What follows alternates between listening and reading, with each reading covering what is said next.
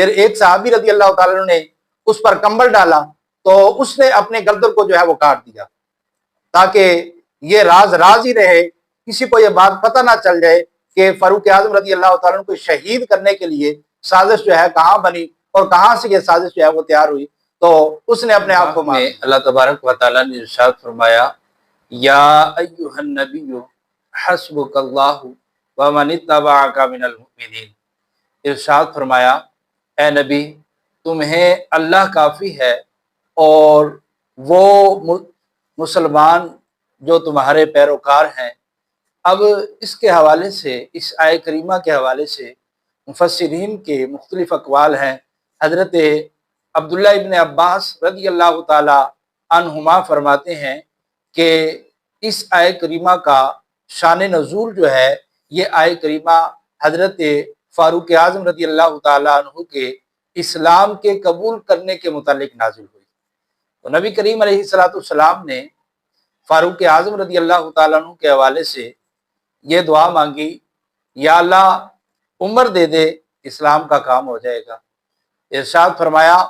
اللہم اعز الاسلام بعمر بن الخطاب، یا اللہ اسلام کی عزت میں مزید اضافہ فرما دے عمر بن خطاب کے ذریعے۔ تو یہ فاروق اعظم رضی اللہ تعالیٰ عنہ رسول اللہ صلی اللہ علیہ وسلم کی دعا کا نتیجہ ہے، اور گویا کہ آپ کی دعا کرنے سے فاروق اعظم رضی اللہ تعالیٰ نے اسلام قبول کیا، اور آپ گویا کہ مراد رسول ہیں، یعنی رسول اکرم صلی اللہ تعالیٰ علیہ وسلم کی مراد ہے، اور جن کے حوالے سے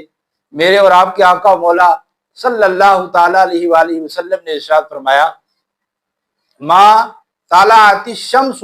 علی رجل خیر من عمرہ، ارشاد فرمایا کہ عمر سے بہتر کسی آدمی پر سورج طلوع نہیں ہوا۔ اور ایک حدیث پاک میں عمر سراج جو اہل الجنہ، کہ عمر جو ہے جنت کے چراغ ہیں۔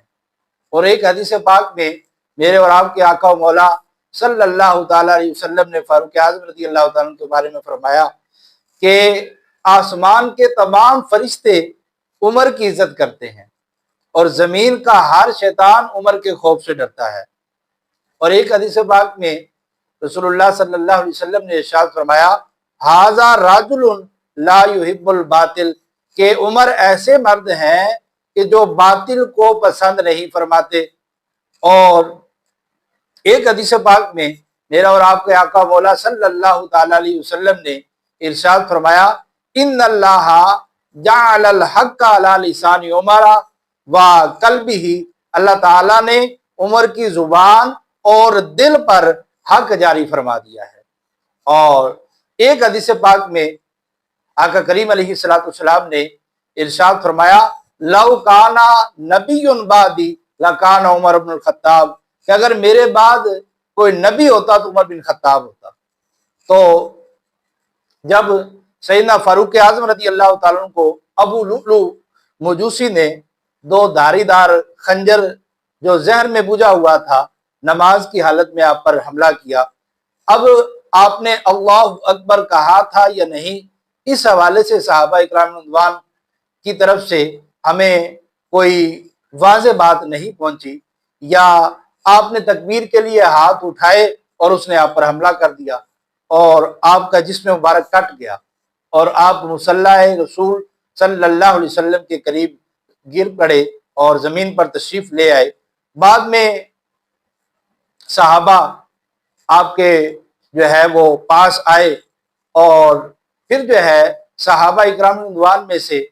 بعد نے کہا کہ ہم کسی حکیم کو لے کر آتے ہیں، کسی طبیب کو لے کر آتے ہیں۔ تو صحابہ اکرام رضوان دور دراز علاقے کسی طبیب کے پاس گئے کہ فاروق اعظم رضی اللہ تعالیٰ عنہ زخمی ہو گئے ہیں تو تم ان کا علاج کرو۔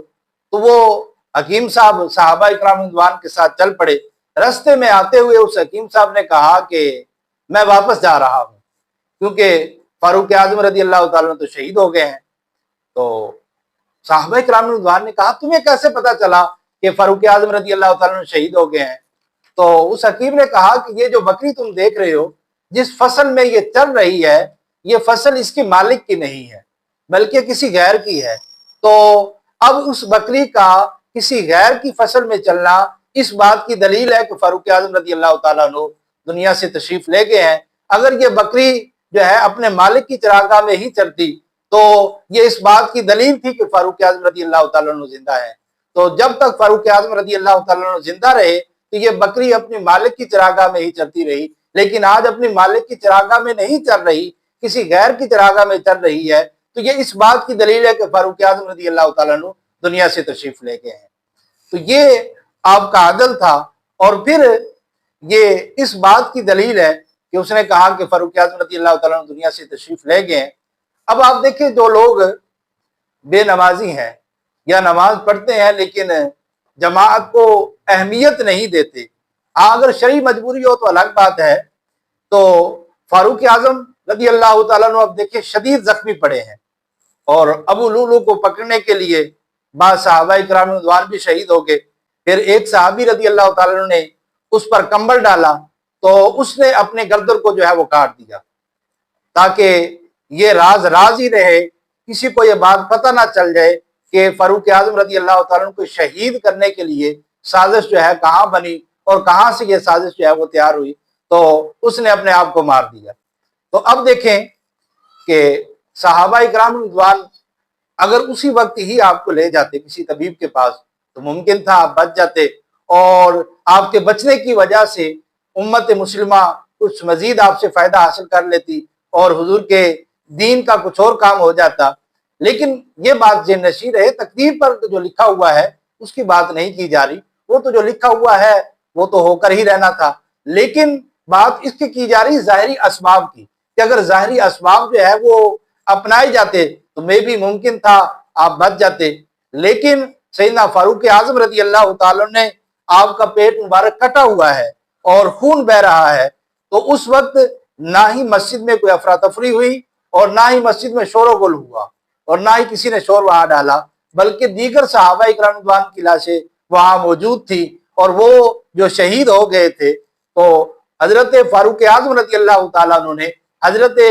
عبد الرحمن بن عوف رضی اللہ تعالیٰ عنہ کو حکم فرمایا کہ تم ہمیں یہاں پڑا رہنے دو اور تم نماز پڑھاؤ۔ یعنی کتنا بڑا نقصان ہو رہا تھا، لیکن حضرت عمر نے فرمایا جو رسول اللہ صلی اللہ علیہ وسلم راہ دے کر گئے ہیں وہی راہ پر ہم نے چلنا ہے، اور فرمایا کہ نماز پڑھاؤ۔ اب دیکھیں اس ماحول میں اور اس حالت میں بھی آپ نے جماعت نہیں چھوڑی اور جماعت کو جو ہے وہ ترک نہیں فرمانے دیا۔ تو آج مسلمان ہر چیز چھوڑ دیتے ہیں